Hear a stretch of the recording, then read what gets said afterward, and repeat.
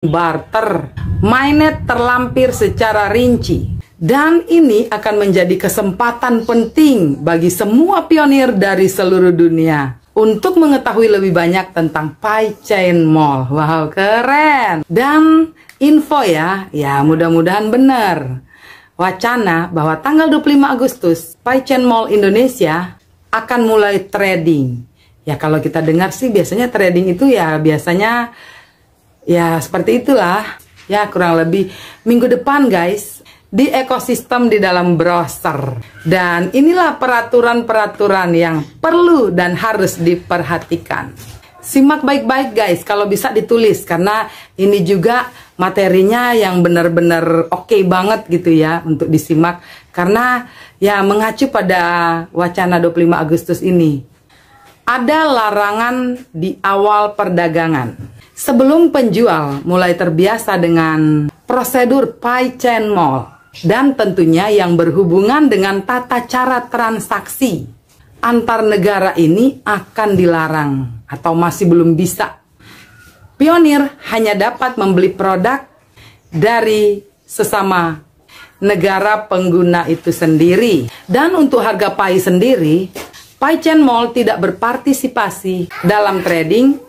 Dan PaiChain Mall tidak menentukan harga Pai guys. Dan di sini kita harus ketahui bahwa yang menentukan harga Pai adalah penjual. Kok bisa? Pada saat fase jaringan utama tertutup, yang biasa kita sebut enclosed mainnet.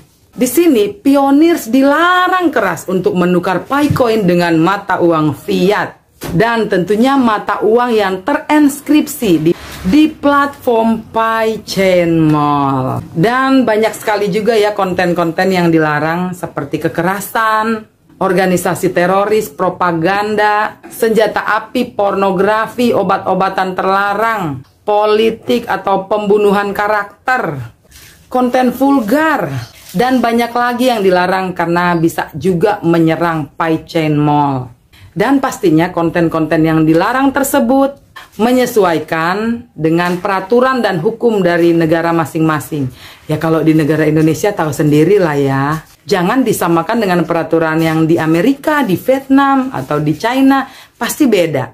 Dan kita lanjut, setelah penjual menerima pesanan baru, silakan pastikan apakah alamat pembeli berada dalam jangkauan transportasi atau tidak. Dan apabila penjual tidak dapat mengirimkan produknya, maka pesanan dibatalkan dalam waktu 24 jam. Dan apabila pesanan penjualnya tidak mengkonfirmasi selama 24 jam tersebut, maka pembatalan terjadi secara otomatis. Dan ingat lagi ya guys, apabila sistem pembatalan terjadi 3 kali, maka produk tersebut akan terhapus dari daftar produk penjual. Simak ya guys, ini kira-kira yang diwacanakan 25 Agustus mendatang ya. Hal-hal inilah yang penting yang perlu diperhatikan oleh para pioneers.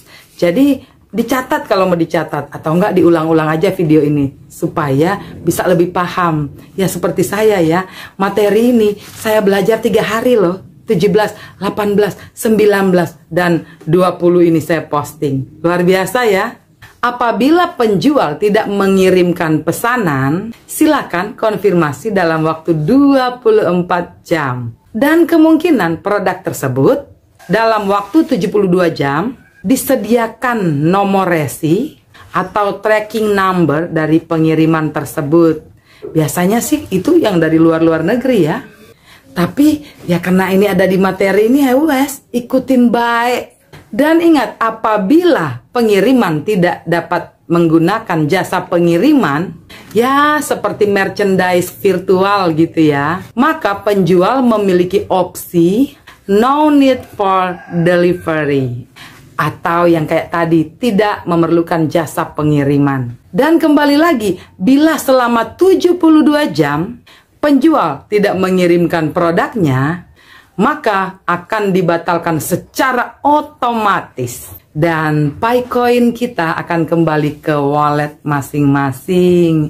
Atau apabila penjual tidak mengirimkan produk dalam waktu 3 kali 24 jam, maka sistem akan menghapus semua produk si penjual itu tadi dan membatasi penjual untuk merilis produk baru selama 1 bulan. Waduh, lumayan ya guys, lama loh kalau kita ada masalah gitu ya.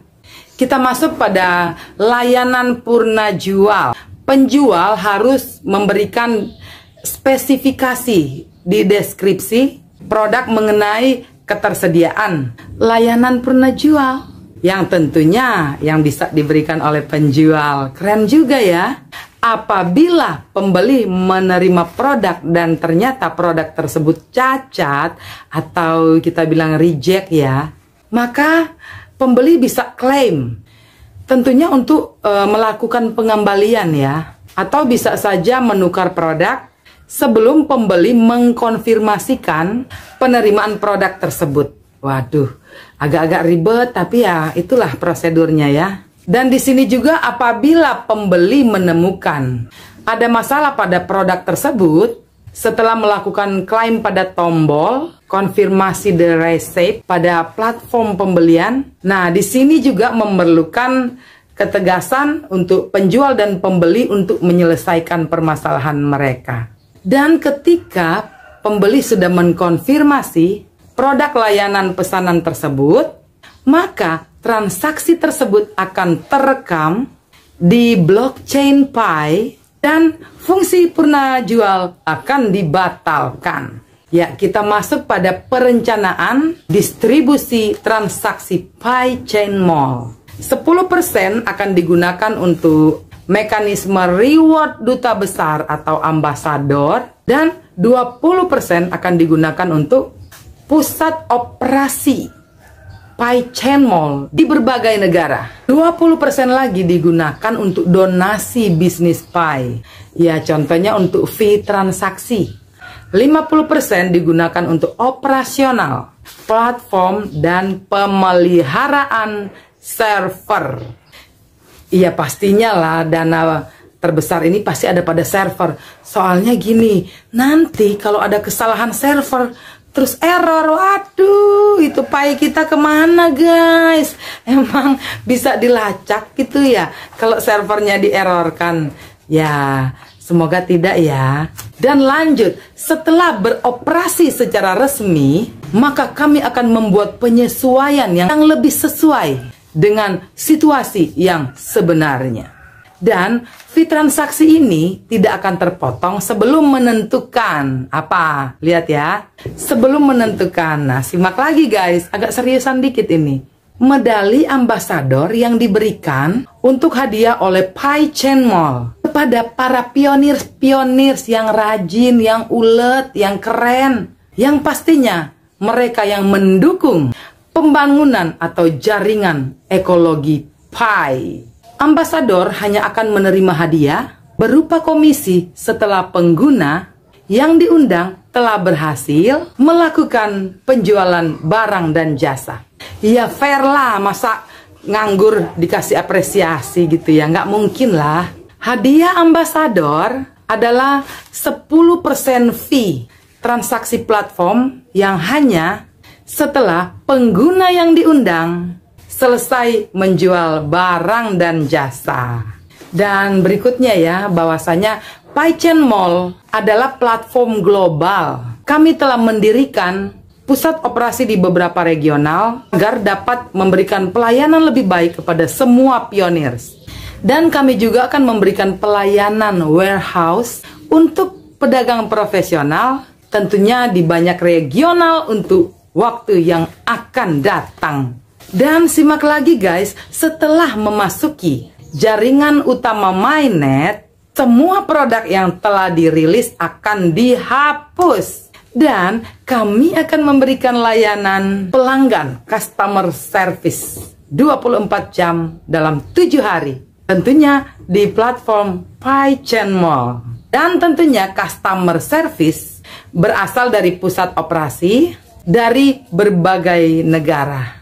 Wow, keren ya wacananya. Kita tunggu 25 Agustus. Valid kah?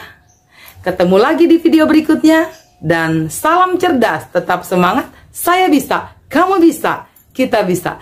Thank you. Bye.